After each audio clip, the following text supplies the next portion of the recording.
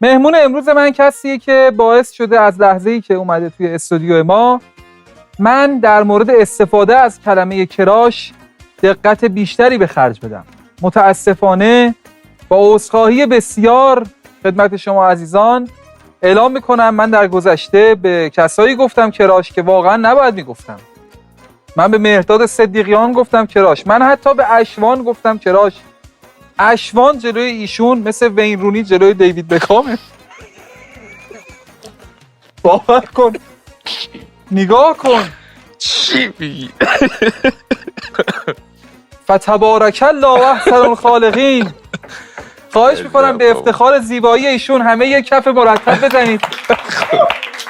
ماشاءالله. قرمز شدم آقا. قرمزت هم قشنگ.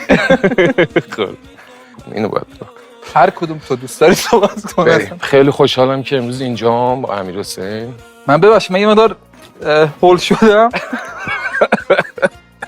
مگر اینکه ببین مثلا این حالتی که الان من دارم، مگر اینکه یه روزی پارسا پیروزفر مثلا بیاد که حتما درک میکنه دیگه. پارسا پیروزفر اگه بیاد ممکنه از تو کراشتر باشه. بزرگ ما یعنی تو جامعه کراش‌ها و اینا. بله در هر جامعه‌ای پارسا پیروزفر دیگه اولیاست دیگه، جزء اولیاست. یه مقدار چون جوگندمی اینا هم شده دیگه اون اصلا دست نیافتنیه. بله.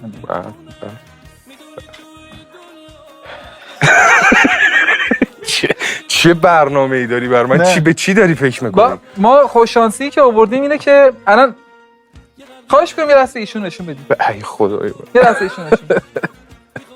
دقت کنید. متوجه نکته خاصی میشید؟ نه